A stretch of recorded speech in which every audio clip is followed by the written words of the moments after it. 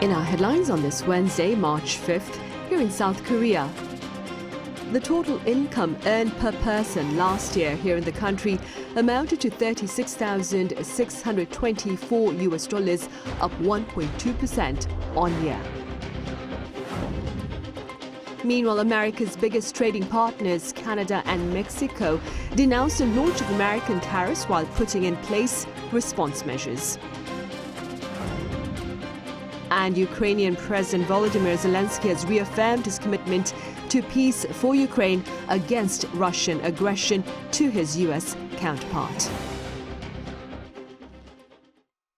South Korea witnessed a modest rise in income growth last year amid a weaker Korean currency against the U.S. dollar. Our correspondent Arirang covers this latest finding and its regional implications. South Korea's gross national income per capita edged up by just over 1% last year due to the Korean won's depreciation against the US dollar. Preliminary data from the Bank of Korea on Wednesday shows that it grew by 5.7% in the local currency, but when converted into US dollars, $36,624 reflects a much lower growth rate of 1.2%. South Korea's GNI per capita first surpassed the $30,000 mark back in 2014 and continued steady growth before dropping in 2022 due to the weakening of the won against the greenback. The Bank of Korea stated that it is estimated to have surpassed that of Japan and Taiwan once again. According to Taiwan Statistics Agency, Taiwan's GNI per capita stood at $35,188 last year.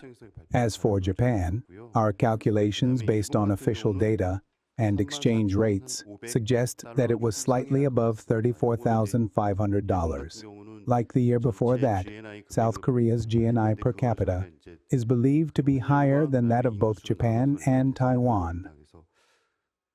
Comparing GNI per capita among countries with populations above 50 million people, the BOK noted that only 5 had higher figures than South Korea. The central bank cautioned that exchange rate fluctuations could affect previous forecasts. The IMF projected last year that South Korea's GNI per capita would surpass $41,000 in 2027.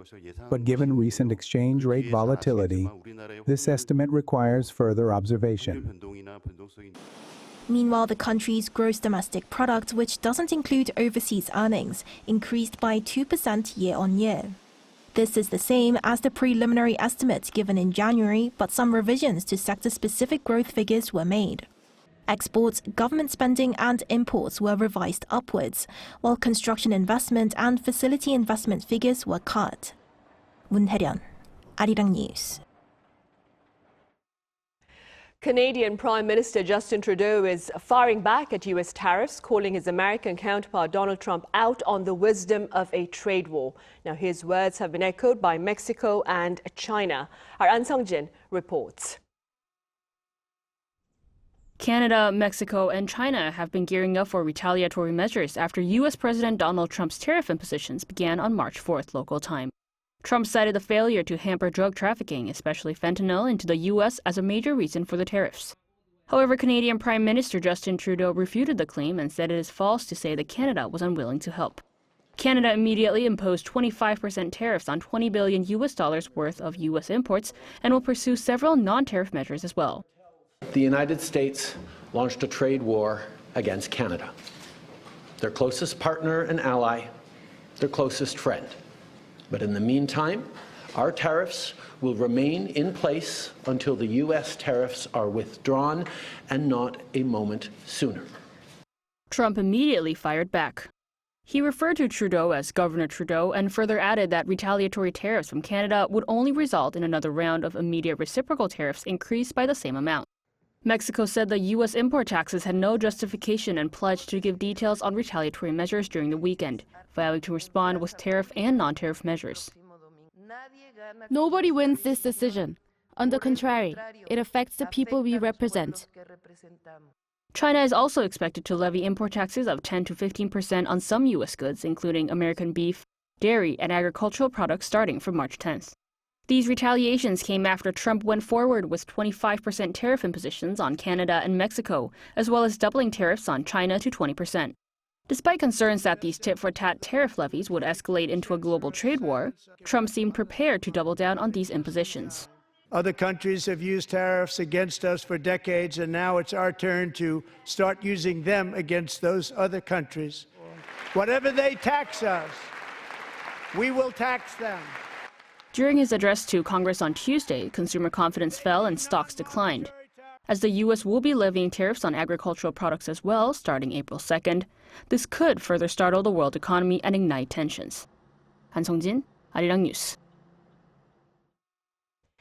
Ukrainian President Volodymyr Zelenskyy has reaffirmed his commitment to peace for Ukraine against Russian aggression. Now, this is according to U.S. President Donald Trump during his address to a joint session of Congress Tuesday evening.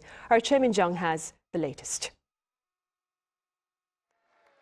The U.S. and Ukraine seem to be on the road to repairing their relationship after last week's spat at the White House. In his first address to Congress since returning to power, U.S. President Donald Trump said that Ukrainian President Volodymyr Zelenskyy has expressed willingness to negotiate. Earlier today, I received an important letter from President Zelenskyy of Ukraine.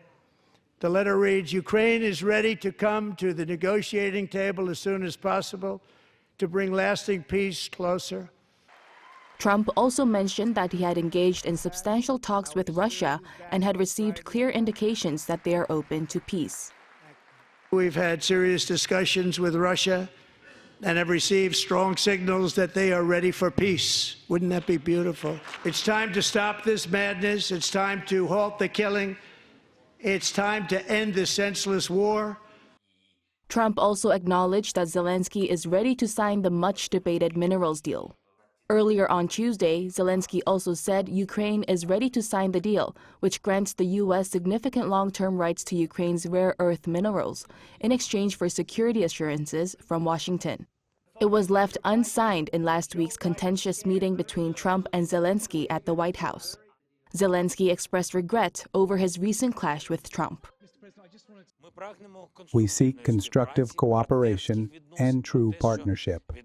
What happened at the White House, instead of our planned negotiations, is regrettable. But we must find the strength to move forward, respect one another, as we have always respected America, Europe, and all our partners, and work together to bring peace closer. The Ukrainian leader said that maintaining a normal partnership relationship with the U.S. is crucial to ending the war, adding that no one wants an endless war. Zelenskyy also took to X on Tuesday, saying that he and his team are ready to work under Trump's strong leadership for lasting peace. The remarks from Zelenskyy came hours after President Trump had ordered all military aid to Ukraine to be cut off. Choi Min-jung, Arirang News. Also, on the subject of security, Trump's nominee for a top defense post has voiced uncertainty over the trilateral partnership among South Korea, the U.S. and Japan. At a Senate confirmation hearing on Tuesday, Elbridge Colby, the nominee for Undersecretary of Defense for Policy, claimed it was, quote, unclear whether the trilateral cooperation can continue amid the political dynamics of Seoul in recent months.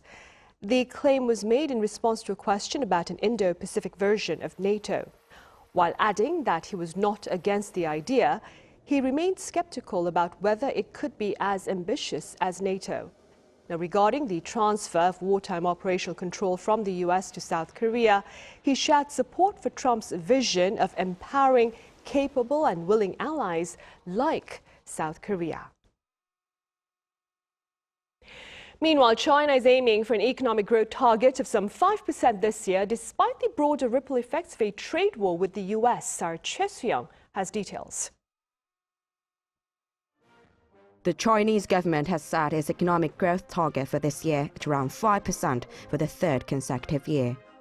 On Wednesday, at the opening of the National People's Congress in Beijing, Chinese Premier Li Qiang said that China needs to focus on job stability, risk prevention, and improving people's livelihoods.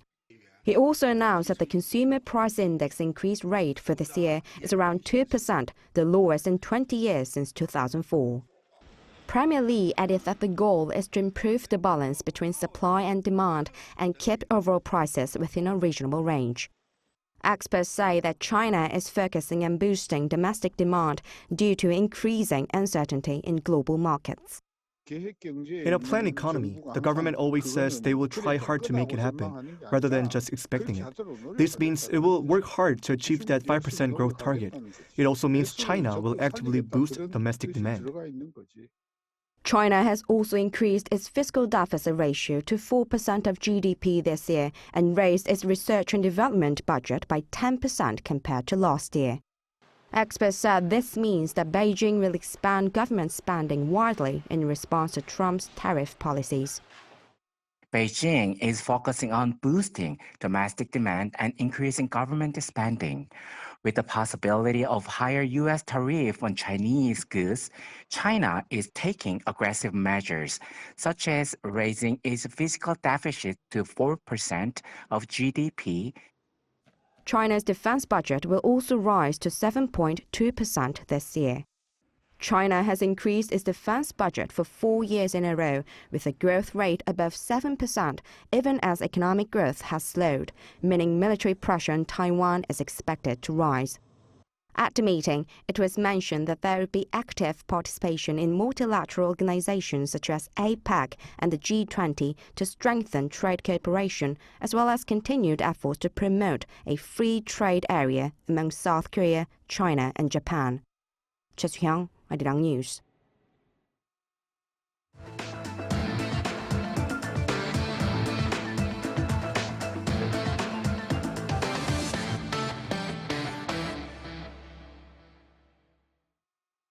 Korea is poised to set up an advanced strategic industry fund of 50 trillion Korean won, or some $34 billion over the next 5 years.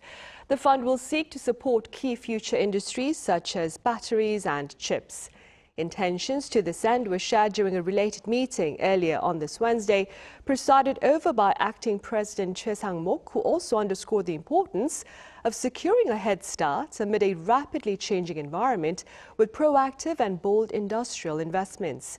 Now, the aforementioned fund is expected to reach some $68 billion with the support of commercial banks. At the Nat'l Assembly, a special session for the month of March kicked off today, with rival parties agreeing to host 3 plenary sessions every Thursday starting next week.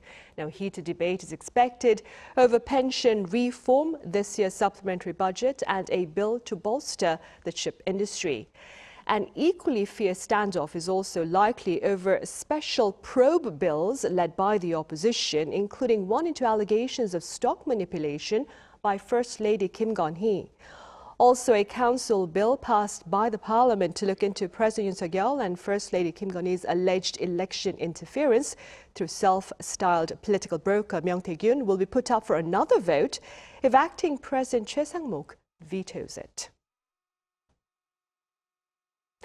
Over in Spain, an event just for startups on the margins of the Mobile World Congress is attracting quite a bit of attention this year as well, especially on efforts by Korean companies to enhance public comfort and convenience.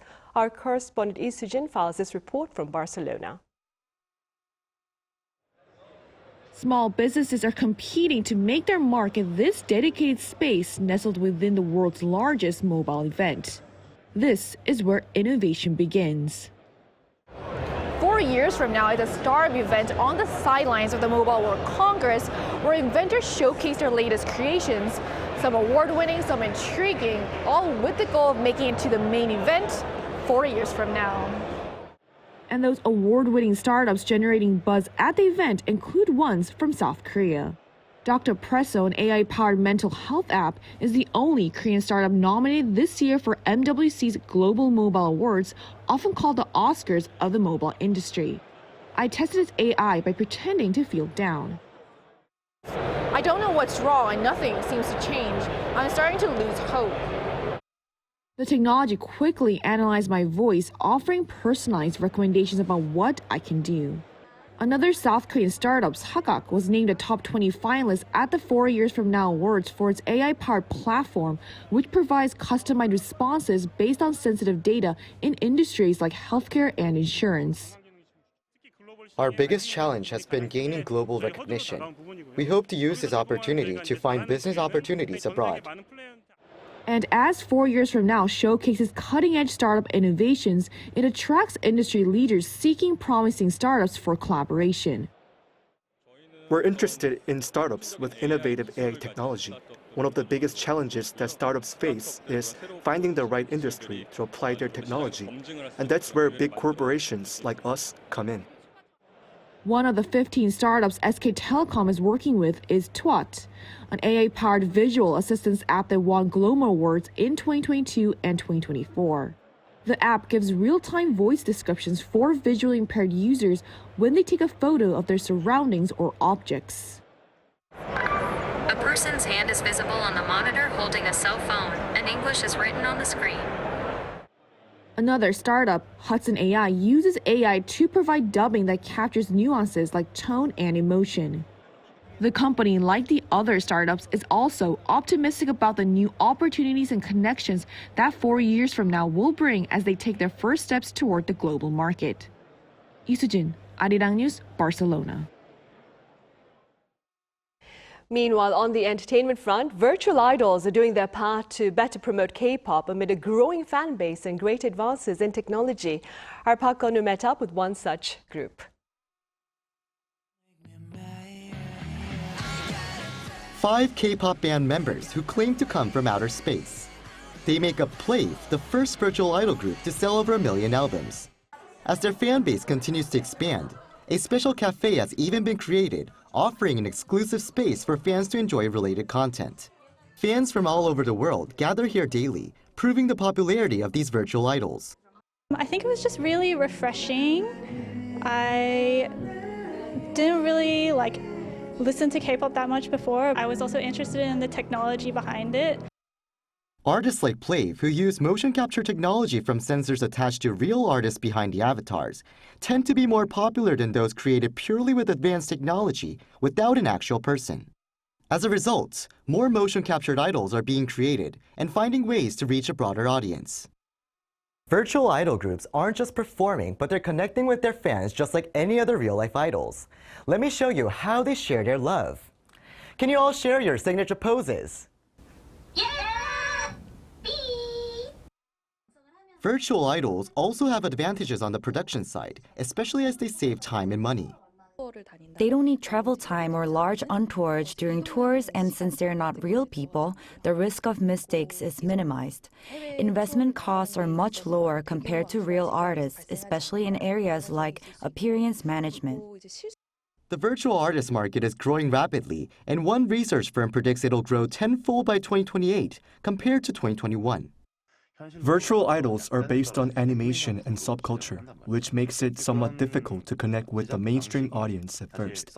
But if they continue to share their humanity with their own stories included in their music-making efforts, they could gradually break through and become more accepted. He also said virtual idols with humanity traits are similar to real K-pop idols in terms of their appeal to the audience, meaning the K-pop scene would be able to continue expanding, breaking beyond reality. Park Konu, Arirang News.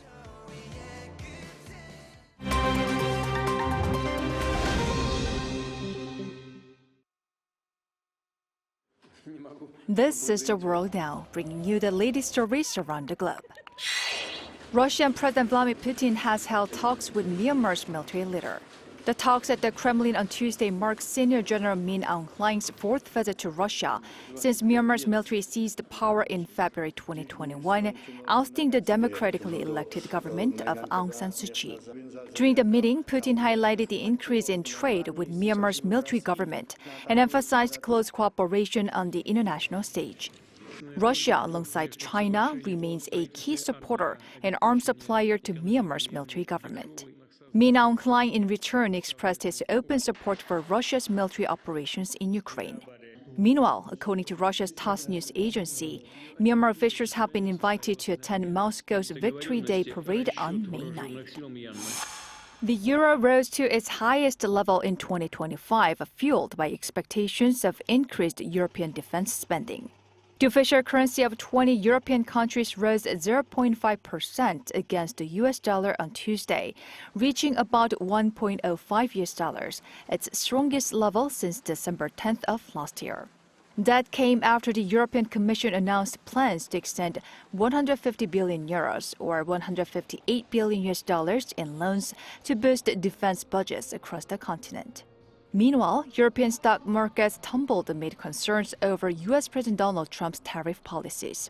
The Pan-European Stocks 600 index fell 2.1%, hitting its lowest level since August 2024.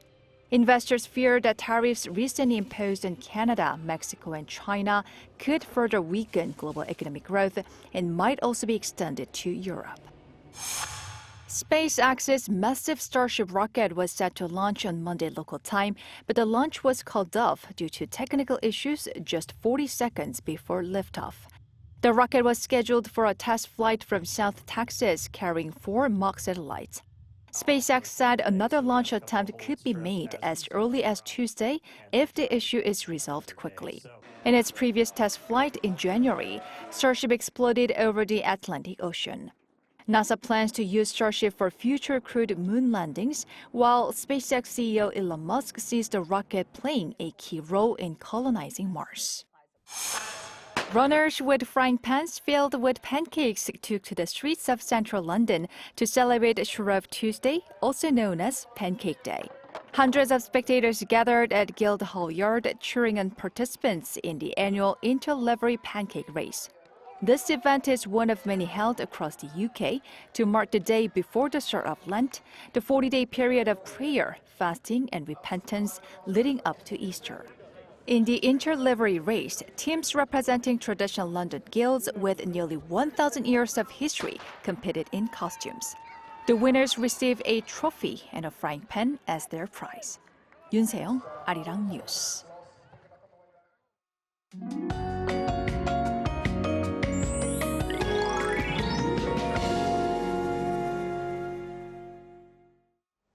Today marks the start of the season of Gyeongchip on the traditional calendar, which means everything wakes up for spring. However, it was hard to feel the spring as the temperatures felt like they were below 0 degrees this morning in most areas. Seoul rose to 9 degrees Celsius in the middle of the day today, about 5 degrees higher than yesterday.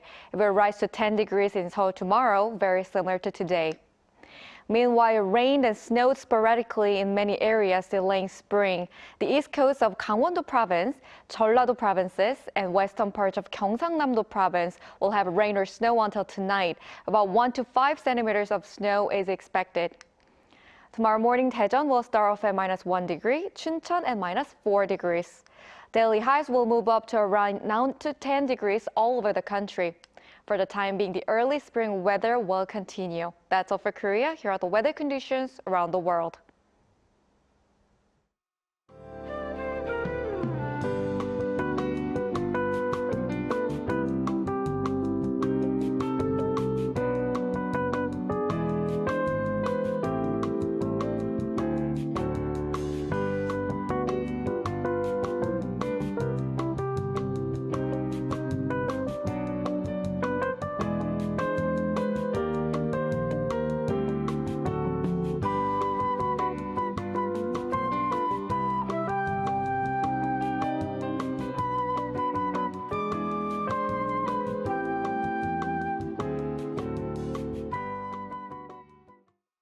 Those are the headlines at this hour here in South Korea. Coming up next is our daily panel session, so do stay with us. Thank you for now.